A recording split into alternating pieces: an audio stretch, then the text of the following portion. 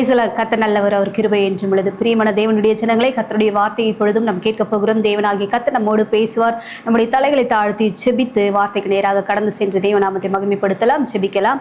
ஸ்தோத்தரிக்கிறோம் ஆண்டவரே, இரக்கமுள்ளவரே, கிருபை மகிமை நிறைந்த நல்ல தெய்வமே, உமக்கு நன்றியப்பா. இந்த ஆசீர்வதிக்கப்பட்ட வேளையிலும் கூட கர்த்தாவே, உம்முடைய திருவார்த்தைகளை நாங்கள் கேட்க போகிறோம். கர்த்தர் பேசுவீராக. பேசுகிறது நீங்கள் அல்ல, பிதாவின் ஆவியானவர் உங்களோடு இந்த பேசுவார்னு சொன்னது போல ஆவியானவர் பேசுங்கப்பா. இந்த வார்த்தைகள் உம்முடைய பிள்ளைகளுக்கு பிரயோஜனம் உள்ளதாக மாறட்டும், ஆசீர்வதிக்கப்பட்டவர்களாக மாறட்டும், நன்மையை சுதந்திரித்துக் கொள்ளட்டும். தேவனாகி கர்த்தர் பெரிய காரியத்தை செய்யும். ஆசீர்வதியும். இயேசு நாமத்தில் ஜெபிக்கிறோம் நல்ல பிதாவே, ஆமென். ஹல்லேலூயா. கர்த்தருடைய நாமத்திற்கு மகிமை உண்டாவதாக. பிரியமான தேவனுடைய ஜனங்களே, கர்த்தருடைய வார்த்தையை ஒவ்வொரு நாளும் நாம் கேட்டுக்கொண்டே இருக்கிறோம். அந்த வார்த்தையை அதன்படி நாம் கேட்டு நடக்கிறோமா இல்லையா என்பதை நாம் சோதித்து அறிந்து நம்மை நாமே நிதானித்து அறிந்து நாம் என்ன பண்ணணும்னு சொன்னால் ஒவ்வொரு நாளும் நம்முடைய வாழ்க்கையை கர்த்தருக்கு பிரியமுள்ளதாக நாம் மாற்றிக்கொள்ள வேண்டும்.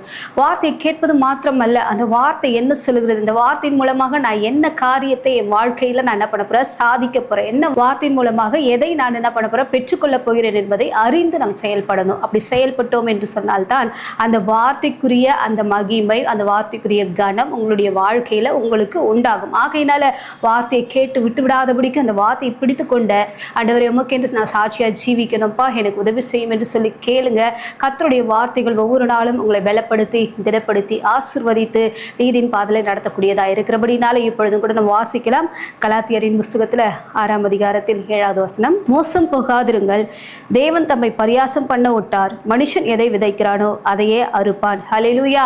மோசம் போகாதிருங்கள், தேவன் தம்மை பரியாசம் பண்ண விடமாட்டார், மனுஷன் எதை விதைக்கிறானோ அதையே அறுப்பானாம். இந்த வேளையில கூட மனுஷன் எந்த ஒரு காரியத்தை செய்கிறானோ அதே காரியத்தை தான் திரும்பவும் தன்னுடைய வாழ்க்கையில பெற்றுக்கொள்ள போகிறான் என்பதை இப்பொழுது நாம் கற்றுக்கொள்ள போகிறோம். பிரியமானவர்களே, ஒரு மனுஷன் கர்த்தருக்கு பிரியமாக வாழ்கிறான் என்று சொன்னால் அவன் என்ன பண்ணணும்னா பிறருக்கு நன்மை செய்யக்கூடியவர்களாக இருக்க வேண்டும், பிறரை நல்வழிப்படுத்தக்கூடியவனாக இருக்க வேண்டும், பிறருக்கு எந்தவித தீங்கும் கேடும் விளைவிக்காதபடிக்கு அவன் நடக்கக்கூடியவனாக இருக்க வேண்டும். மனுஷன் எதை விதைக்கிறானோ அதை அறுப்பானுங்க. நம்ம எதை செய்யறோமோ அதுதான் நமக்கு பிரதிபலனாக மாறும். நம்ம ஒரு பிறருக்கு ஒரு சின்ன உதவி செய்தோம் என்று சொன்னால் அந்த உதவி திரும்பவும் நமக்கு வருமா? அப்போ அதை போல நாம எதை விதைக்கிறோமோ அது நம்முடைய வாழ்க்கையில நடக்கும். நன்மையான காரியத்தை செய்தால் நன்மை நமக்கு நடக்கும், நம் தீமை செய்தால் தீமை நமக்கு நடக்கும் என்பதை அறிந்து நம்ம என்ன பண்ணணுமா, கர்த்தருடைய வார்த்தை இப்படியாக சொல்லப்பட்டிருக்கிறது, இந்த வார்த்தையின்படி நான் நடக்க வேண்டும் என்று சொல்லி நன்மையான காரியங்களை செய்வதற்கு நீங்க முதலாவதாக முற்படுங்கள். தீமையை செய்தால் தீமையை தான் நம்ம என்ன பண்ணுவோம், அறுப்போம். தேவன் தம்மை பரியாசம் பண்ண விடவே மாட்டாருங்க. ஆண்டவரே, நான் நன்மை செஞ்சேன், எனக்கு நன்மை நடக்கல, ஏன் என் வாழ்க்கையில் இப்படி நடந்துச்சுன்னு சொல்லிட்டு அவரை குறித்து நம்ம ஒரு கேள்வி கேட்பதற்கு எந்தவித தகுதியும் இல்லாதபடிக்கு கர்த்தர் என்ன பண்ணுவாரா, அவர் சரியான விதத்துல ஒவ்வொரு காரியத்தை செய்யக்கூடியவராக இருக்கிறபடினாலே ஒருபோதும் அவரை பரியாசம் பண்ண விடாதபடிக்கு அவர் நேர்த்தியாய் ஒவ்வொரு காரியத்தையும் செய்யக்கூடியவர்.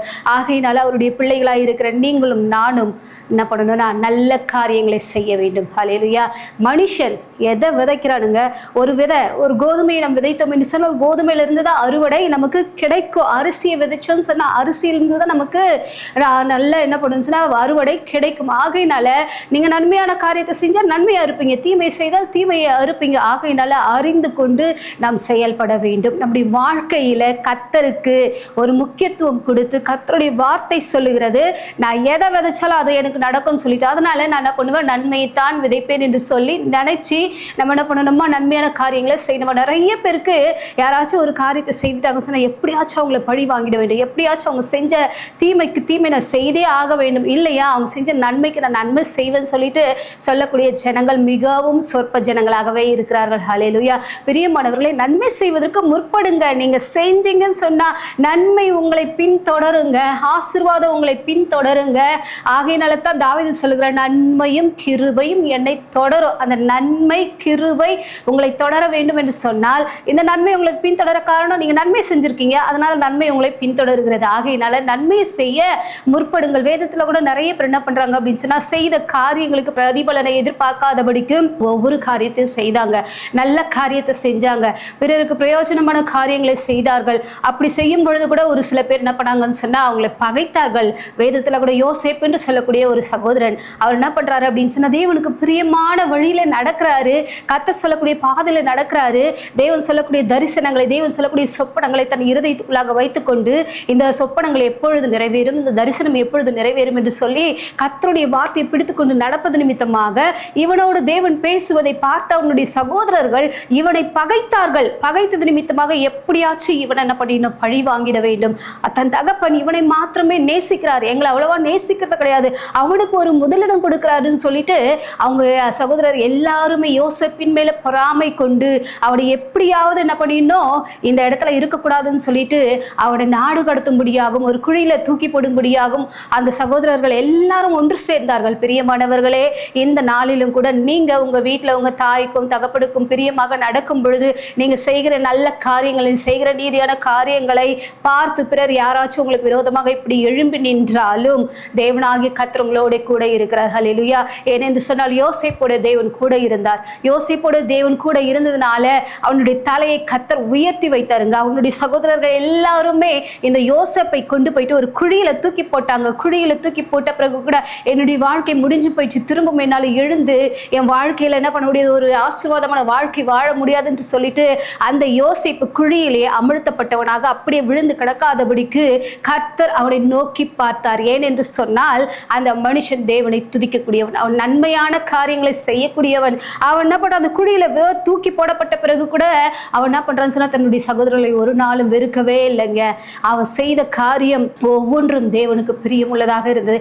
ஒரு நாள் ஒன்று வந்தது, அந்த குழியிலிருந்து தூக்கப்பட்ட அந்த யோசேப்பு அந்த எகிப்து தேசம் முழுமைக்கே அதிகாரியாக மாறினான். பஞ்சம் ஏற்பட்ட காலத்தில் தன்னுடைய சகோதரர் எல்லாரும் அவனை தேடி வந்தாங்க. ஆனால் அவங்க எனக்கு என்ன பண்ணாங்க, துரோகம் செஞ்சுட்டாங்க, அவங்க என்ன குழியில தூக்கி போட்டாங்கன்னு சொல்லிட்டு அவங்க செய்த அதே காரியத்தை நானும் செய்வேன் என்று சொல்லி அவர்களை வெறுக்காதபடிக்கு அவர்களை ஆதரிக்கக்கூடியவனாக இந்த யோசேப்பு மாறினான். ஹல்லேலூயா.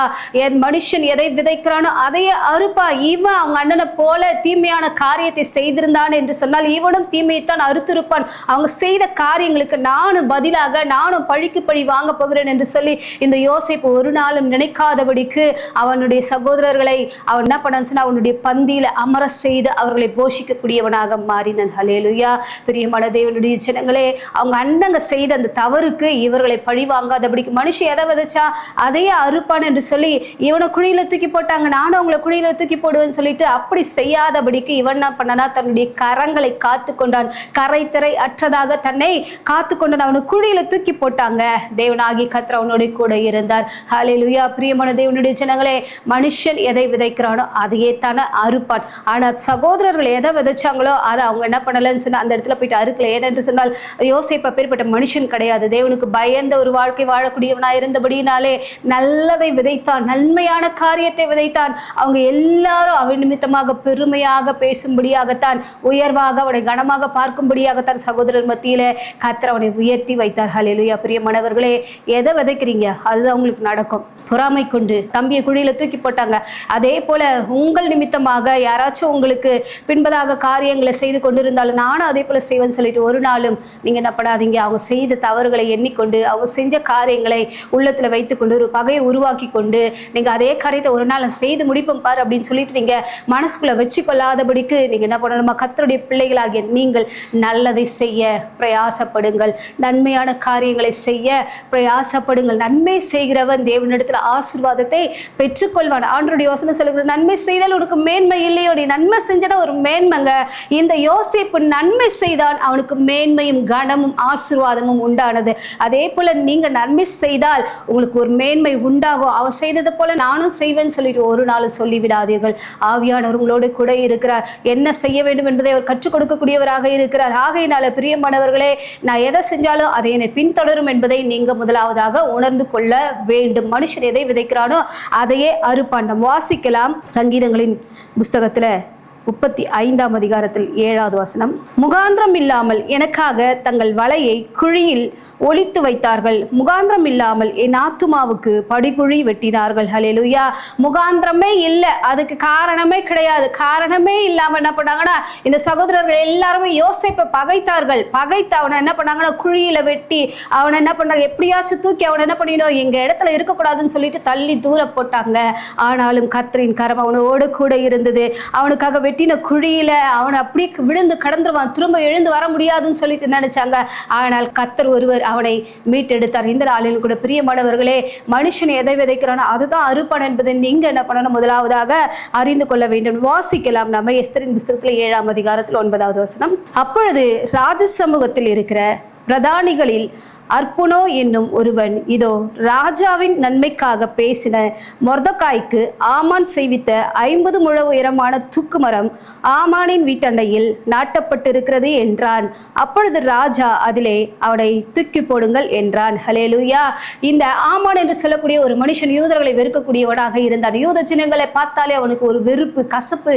அந்த ஜனங்களை பார்த்து அவங்க என்ன பண்ணி அழித்து போட்டு விட வேண்டும் என்று சொல்லி அவனுக்கு அவங்க மேல ஒரு கசப்பான காரியங்கள் உண்டானது. ஏன் என்று சொன்னால் மொர்தெகாய் என்று சொல்லக்கூடிய ஒரு மனுஷன் இந்த ஆமானுக்கு கனத்தை கொடுக்காதபடிக்கு அவன் என்ன பண்றான்னு சொன்னா, அவன் வரும் பொழுது அது அரண்மனைக்குள்ளாக எழுந்து அவனுக்கு ஒரு கனத்தை மரியாதை கொடுக்காம போனது நிமித்தமாக, அப்பேற்பட்ட செயல்கள் செய்வது நிமித்தமாக இந்த மொர்தெகாயை பகைக்கக்கூடியவனாக இருந்தான். இந்த மொர்தெகாய் நான் அரண்மனைக்கு போகும் பொழுதெல்லாம் என்னை வெறுத்து என்ன பண்றான் அப்படின்னு சொன்னா, கனவீனப்படுத்தி கொண்டிருக்கிற நானோ அந்த தேசத்துல ஒரு அதிகாரியாக காணப்பட்டு கொண்டிருக்கிறேன், எனக்கு ஒரு மரியாதை கொடுக்க மாட்டேன்றான்னு சொல்லிட்டு அவனை வெறுத்தது நிமித்தமாக எப்படியாச்சும் இந்த மொர்தெகாயை என்ன பண்ணிடணும், அழித்து போட்டு விட வேண்டும் என்று சொல்லி மொர்தெகாய்க்காக ஒரு தூக்கு மரத்தை என்ன பண்ணியிருக்கிறான்னு சொன்னா ஆயத்தப்படுத்தி வைத்தான். இவனை எப்படியாச்சும் என்ன பண்ணிடணும், அந்த இடத்துல இருக்காம பண்ணிடணும்னு சொல்லிட்டு இந்த மொர்தெகாயின் நிமித்தமாக யூத ஜனங்கள் எல்லாரையும் அழிக்கும்படியாக கூட ஒரு திட்டத்தை இந்த ஆமான் போட்டானுங்க. இந்த ஆமான் யூத ஜனங்களை வெறுக்கக்கூடிய ஒரு மனுஷன். ஆகையினால பிரியமானவர்களே, நீங்க கர்த்தரை தேடக்கூடியவர்களாக இருந்து தேவனுக்கு பின்பற்றி நீங்க நடக்கும் பொழுது உங்களை யாராச்சும் வெறுக்கிறாங்க, உங்களுக்கு விரோதமாக பகைமையான உணர்வுகளோடு தேவையில்லாத காரியங்களை செய்து கொண்டிருக்கிறார்கள் என்று சொன்னால், உங்களுக்கு விரோதமான காரியங்கள், உங்களுக்கு விரோதமான செயல்கள் மறைமுகமாக கண்ணிகள் வைத்தாலும் அது உங்களுடைய வாழ்க்கையில பலிக்கவே பலிக்காதுங்க. கர்த்தர் உங்களோடு கூட இருக்கிறார். இந்த மொர்தெகாய்க்கு விரோதமாக இந்த ஆமான் என்ன பண்ணான்னு சொன்ன ஒரு பெரிய தூக்கு மரத்தை என்ன பண்ணனா செய்து வைத்தான். இவனோட சேர்ந்த யூத ஜனங்களை அழிக்கப்பட்டு போயிடணும். ஏன் சொன்ன ஒரு மரியாதை கொடுக்க தெரியாத ஒரு மனுஷனா இருக்கிறான்னு சொல்லிட்டு, இதை போல உங்களுடைய வாழ்க்கையில கூட என்னை யாருமே கனம் பண்ண மாட்டேன்றாங்க, நான் ஒரு பெரிய அதிகாரியா இருக்கிறேன், ஒரு தலைவனா இருக்கிறேன், என் குடும்பத்துக்கு நான் எல்லாமே உழைச்சி போடுறேன், என்ன இப்படியா வீட்டில் இருக்கிற ஜனங்கள் என்ன பண்றாங்க, என்ன வெறுக்கிறாங்கன்னு சொல்லிட்டு நீங்க இப்படியாக நடந்து கொண்டீர்கள் என்று சொன்னால் நீங்க செய்யற காரியங்களுக்கு பிரதிபலனே இருக்காது, நன்மை உங்களுடைய வாழ்க்கையில நடக்காது. இந்த ஆமான் செய்த தூக்கு மரத்திலேயே அவனையே போடும்படியாக ராஜ உத்தரவு அவனுக்கு கிடைத்தது. ஹல்லேலூயா. ஏனென்று சொன்னால் பிரியமானவர்களே, நம்ம எதை விதைக்கிறோமோ அதுதான் இருப்போம். இந்த மனுஷன் என்ன பண்ணா, தீமையை விதைத்தான், தீமையைத்தான் அறுத்தான். ஆனா அந்த தேசத்துல உயர்ந்த அதிகாரியாக இருந்த அவன் அந்த தேசத்திலே இராதபடிக்கு என்ன பண்ணான்னு சொன்னா அழிக்கப்பட்டான், செத்து போயிட்டான். இந்த வேளையில கூட பிரியமானவர்கள், யாருக்கும் ஒரு தீமையை செய்வதற்காக உங்களுடைய நினைவுல கூட நீங்க நினைக்காதீங்க. மனுஷன் எதை விதைக்கிறானோ அதையே அறுப்பான். வசனம் சொல்லுகிற சங்கீதங்களின் புஸ்தகத்துல 7ஆம் அதிகாரத்தில் 15வது வசனம் சொல்லுகிறது, குழியை வெட்டி அதை ஆயத்தமாக்கினான், தான் வெட்டின குழியில் தானே விழுந்தான். தாம் வெட்டின குழியில தானே விழுந்த ஆமான் அப்படிதான், தான் வெட்டினா அந்த குழியில் அவனே விழுந்தான். இதே போலத்தான் நீங்க பிறருக்காக ஒரு சில காரியங்களை செய்யும் பொழுது அறியாமல் நீங்களே அந்த பிரச்சனையில போய் மாட்டிக்கொள்வீர்கள். ஏனென்று சொன்னால் கர்த்தர் அவர்களுக்கு துணை நின்று அவர்களை ஆசீர்வதிக்கக்கூடியவராக இருக்கிற இந்த மொர்தெகாயோடு தேவன் கூட இருந்தார். மொர்தெகாய் நன்மை செய்யக்கூடிய ஒரு மனுஷன், அவன் தேசத்துல உயர்ந்த ஒரு ஸ்தானத்துக்குள்ளாக வரும்படியாக கர்த்தர் அவனை ஆசீர்வதித்து உயர்த்தி வைத்தார். எதை செய்யறோமோ அதை ஞானமா செய்யறோம், பழிக்கு பழி வாங்காதபடி, உணர்வுகள் உங்களுக்குள்ளாக உண்டாகாதபடிக்கு ஆண்டவரே, இந்த ஆமானை போல இந்த நடக்காதபடிக்கு, யோசேப்பை போல நல்ல நினைவுகள் நல்ல சிந்தனைகள் எனக்குள்ளாக உண்டாகும்படியாக ஆண்டவரே, யார் என்ன பண்ணாலும் ஆண்டவரே அதை என் மைண்டுக்குள்ள நான் வைக்கவே மாட்டேன், என் இருதயத்துக்குள்ளாக அதை தியானித்து கொண்டே இருக்க மாட்டேன் ஆண்டவரேன்னு சொல்லிட்டு நீங்க அந்த காரியங்கள் எல்லாம் உங்க இருதயத்தை விட்டு உங்க நினைவுகளை விட்டு அழிக்கும் பொழுதுதான் பிறர் மீது உங்களுக்கு நல்ல ஒரு அபிப்பிராயம் உண்டாகும், அவர்கள் மீது அன்பு உண்டாகும். ஆகையினால என் இருதயத்துல என் சிந்தனையில அப்பேற்பட்ட நல்ல எண்ணங்களை கர்த்தாவே உருவாக்கி தாரும். யோசேப்பை போல பிறர் செய்த ஆண்டவர் தீமையான காரியங்களை மறக்கும்படியாக எனக்கு உதவி செய்யும். நான் எதை செய்யறாங்களோ அதை திரும்ப நான் செய்து முடிப்பேன் என்று சொல்லி ஒருவரும் சொல்லாதபடிக்கு இந்த நாளில் கர்த்தாவே, அப்பா நான் அப்பேற்பட்ட ஒரு எண்ணங்கள் கொண்டிருந்தாலும் நான் மாற்றிக்கொள்ள விரும்புகிறேன் என்று சொல்லி தேவ சமூகத்தில் உங்களை அர்ப்பணிங்கள். தேவனாகிய கர்த்தர் தாமே உங்களை ஆசீர்வதிப்பார். பிரியமான தேவனுடைய ஜனங்களே, எதை விதைக்கிறீங்க அதை தான் அறுப்பீங்க. நீங்க நன்மையை விதைத்தால் நன்மையை அறுப்பீர்கள், தீமையை விதைத்தால் தீமையை அறுப்பீர்கள். ஆகையால் நன்மையான காரியங்களை செய்யுங்க, நன்மையை யோசிங்க, கர்த்தருடைய வார்த்தைகளை பின்பற்றுங்க. கர்த்தர் உங்களை நடத்துவார், உங்களை ஆசீர்வதிப்பார். தேவ கரந்தாமே உங்களோடு இருந்து உயர்த்தி அநேகருக்கு முன்பதாக சாட்சியை நிலை நிறுத்தும். இந்த வேளையில கூட இந்த செய்தியை கேட்டவங்களை யாவரையும் கர்த்தர் தாமே ஆசீர்வதிப்பாராக. செபிக்கலாம். ஸ்தோத்தரிக்கிறோம் ஆண்டவரே, இரக்கமுள்ள நல்ல தெய்வமே, உமக்கு நன்றியப்பா. இந்த ஆசீர்வதிக்கப்பட்ட வேலையிலும் கூட கர்த்தருடைய வார்த்தை கேட்டிருக்கிற உடைய பிள்ளைகளை தேவனாகிய கர்த்தர் நீர் ஆசீர்வதிப்பீராக. மனுஷன் எதை விதைக்கிறானோ அதையே அறுப்பான் என்று சொல்லி வேத வசனம் சொல்வது போல ஆண்டவரே, அப்ப முகாந்திரம் இல்லாமல் ஆண்டவரே பகைக்கிற ஒவ்வொருத்தரையும் கர்த்தாவை மன்னிக்கும்படியான ஒரு இருதயத்தை தேவனை தந்தருளுவீராக ஆண்டவரே. நன்மையான காரியங்களை மாத்திரமே யோசிக்க கர்த்தர் கிருபை செய்ய போறதற்காக உமக்கு ஸ்தோத்திரம் ஆண்டவரே. தேவ ஆவியானவர் உங்களுடைய பிள்ளைகளோடு நீர் கூட இருங்க, ஆசீர்வதிங்க ஆண்டவரே. உங்களுடைய கிருபையும் ஆசீர்வாதமும் என்னாலும் ஆண்டவரே அவர்களோடு கூட இருக்கட்டும், நீர் பொறுப்படுத்திக் கொள்ளும். இயேசு நாமத்தில் ஜெபிக்கிறோம் நல்ல தகப்பனே, ஆமென். God bless you.